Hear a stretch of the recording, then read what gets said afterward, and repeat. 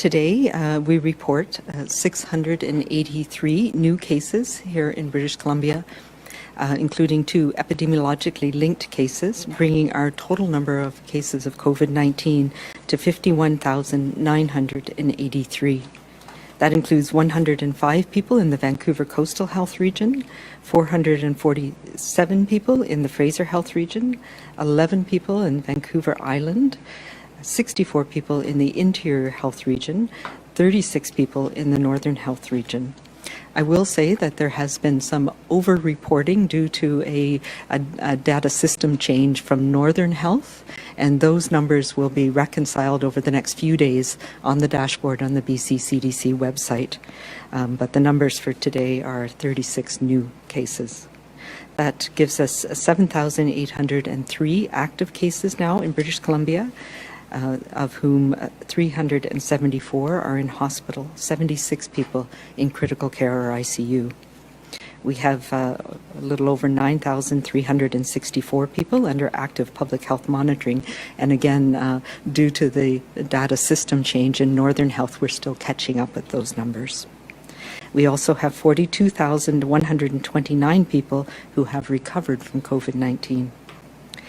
In the last day, we have had 8 new deaths from COVID-19 across British Columbia in the Fraser Health and the Northern Health Region, bringing the total number of people who have died in 2020 from COVID-19 to 901. 901 of our family, our friends, our neighbors, our community people. And our deep condolences go to all of the families who have suffered losses this year, all of the care providers and our communities who mourn with you. We have 3 new healthcare facility outbreaks at the Williams Lake Seniors Village, the Ridge Meadow Hospital in Fraser Health, and Langley Memorial Hospital Long-Term Care, also in Fraser Health. And 2 outbreaks have been declared over at the Saanich Peninsula Hospital in Vancouver Island and the Bamfield Pavilion outbreak in Vancouver Coastal Health, leaving us with 52 active outbreaks in long-term care and 9 in acute care, and involving 1,412 residents and 733 staff. In addition, the Bighorn Hotel community outbreak has also been declared over.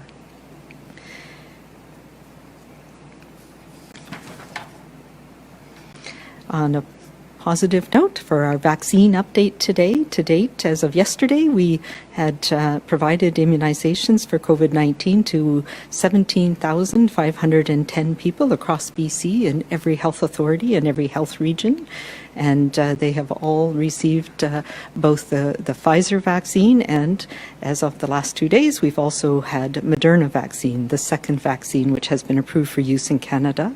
And that has been increased our ability to expand immunizations even further.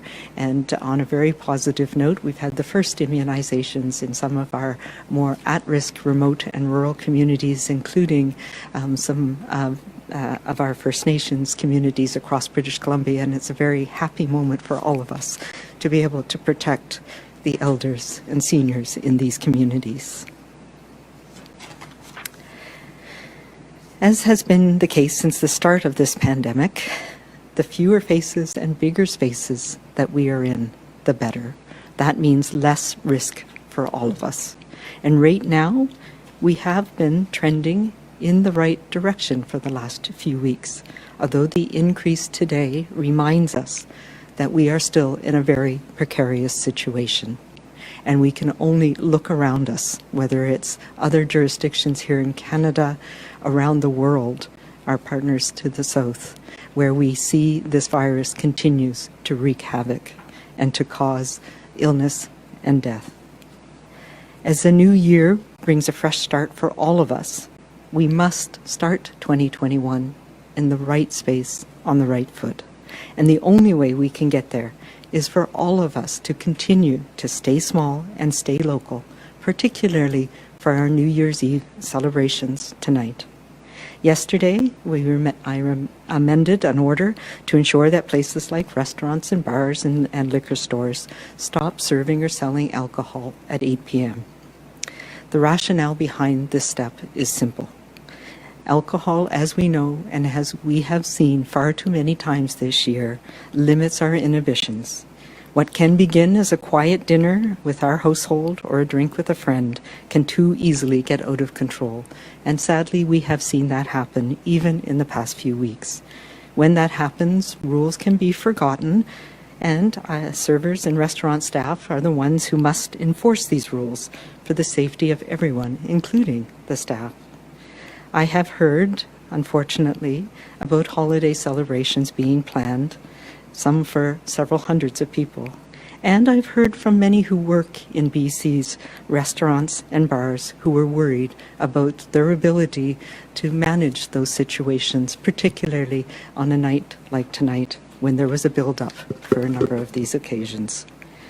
I recognize absolutely that these restrictions are yet another challenge the restaurant and the food service industry has had to face in what has already been a very tough year. But 2 hours now is necessary for us to manage a situation that is going to be lasting for many more weeks. We have worked very hard to make sure that restaurants are able to operate safely, and they have done that over the last few months, when in jurisdictions all around us, they have been closed down for in-service. We know that they can operate safely and that we can use and benefit from them. But right now, we need to hold the line. And that's to make 2021 a brighter year for all of us so that we can get back to full business for everyone as soon as possible. I am confident the small step that we took will help us start the new year on a healthier and safer note. I also think it's important to look back on the year and realize what we have accomplished by working together, that we can all still celebrate in a smaller way tonight. I know that some people's plans have changed for this evening. One of my team members, for example, canceled her 9:15 reservation for dinner at her favorite local restaurant. But she and her partner are now going there on Sunday instead and spending tonight at home. And I would encourage all of us to think about that. It's not just about tonight. It's about supporting our local businesses, our local restaurants, our local pubs over the coming weeks as well. As we've done a lot to keep our restaurants open safely, it needs to be more than just tonight.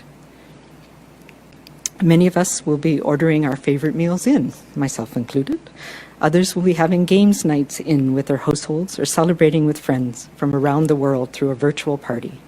Whatever your plans may be this evening, please remember how important it is to follow the public health orders and restrictions. The actions of a small group of people, as we have seen before, can have consequences.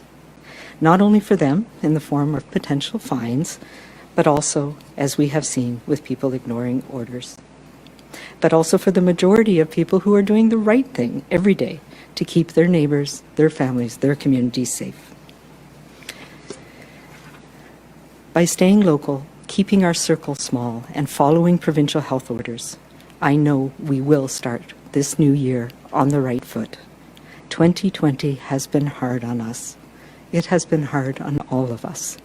And this is no consolation for those many who have lost loved ones to COVID-19, to the overdose crises, for those who have felt lonely in isolation or lost employment or a treasured business. At the same time, COVID-19 has shown us in BC that we can make a difference and bend that curve when we work together with a common goal. My hope is that by this time next year, we can look back at the sacrifices we made, big and small, and know that we made it out of this pandemic together by staying apart, by connecting remotely, and by following the rules. Every time you choose to do the right thing, you are potentially saving a life. This includes how you choose to spend your New Year's Eve. Let's turn the page on 2020 in the best possible way. COVID-19 may define 2020, but it will not define us. As we came together in adversity in BC, In the face of this global crisis, what will define us is how we did that in kindness, with compassion and caring for each other, and with resilience. I wish everybody a happy and a safe new year, and may 2021 bring us all more certainty, more happiness, and health. And may we continue in the way that we have by getting through this together, being kind and being calm and being safe. Thank you.